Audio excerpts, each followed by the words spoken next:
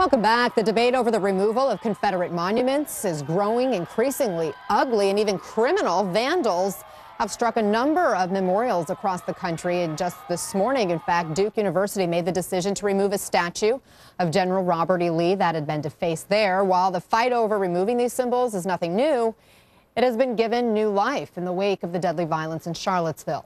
CNN's Nick Valencia reports. It's not just in the South. This week across America, symbols and monuments to the Confederacy were either taken down or vandalized, sparking the fight over several hundred Confederate monuments and symbols.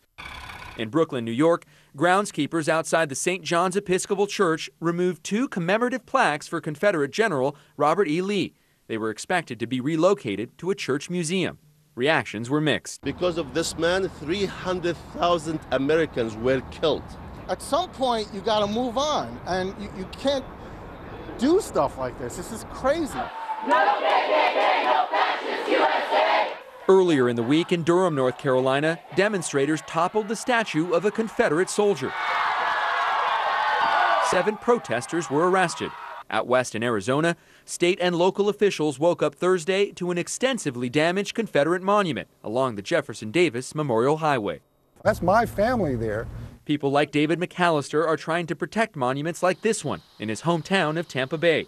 He leads a group called Save Southern Heritage. Our agenda is the mainstream agenda of cherishing American history. Elected officials in New Orleans recently removed several Confederate monuments. Mayor Mitch Landrieu thinks those who support them endorse oppression. These monuments celebrate a fictional, sanitized Confederacy, ignoring the death, ignoring the enslavement, ignoring the terror that it actually stood for. Last week's deadly violence in Charlottesville, Virginia, magnified the issue again. And in the wake of it all, the president's comments seemed to only widen the gap between opposing sides. I wonder, is it George Washington next week, and is it Thomas Jefferson the week after? You know, you really do have to ask yourself, where does it stop? Nick Valencia, CNN, Atlanta. So let's bring in CNN presidential historian Douglas Brinkley for a more in-depth conversation on all this. So, Doug, these monuments, they will always be a part of American heritage. But as a historian, what do you think is accomplished by taking them down? Well, nothing's accomplished by taking them down illegally, like what happened in Durham, and you're seeing all these people getting arrested for vandalism and defacing the monuments. Don't do that. However, we've hit a point in the 21st century where we have to do some deconfederation. You know, they did it after World War II in Germany, the de-Nazi movement to get rid of swastikas and the like. And we've seen Confederate flags going down after Charleston. And now some people are going to be taking down Confederate monuments. The right way to do it was what Duke University did. They did it in a way that was calm and appropriate, and it's gone now. The showdown, Anna, as I see it, however, on this issue, I mean, states in the South aren't going to be taking down their Confederate statues on their lawns next week. But I do think the U.S. Capitol has Confederate statues, and Congresswoman Barbara Lee from California and New Jersey Senator Cory Booker are starting to move for this fall to try to get rid of those out of the U.S. Capitol. And I think that's going to be a significant fight, and we'll see how that unfolds. The president has certainly made clear where he stands on this issue. He tweeted this week, sad to see the history and culture of our great country being ripped apart with the removal of our beautiful statues and monuments. You can change history. You can't change history, but you can learn from it. Robert E. Lee, Stonewall Jackson. Who's next? Washington, Jefferson? So foolish. Also, the beauty that is being taken out of our cities, towns, and parks will be greatly missed and never able to be comparably replaced. So when President Trump says things like, is George Washington next? I mean, not that there is a direct parallel here between the president and a former president and a general, but is he playing on people's fears that America's history is really at risk or of being rewritten or even erased?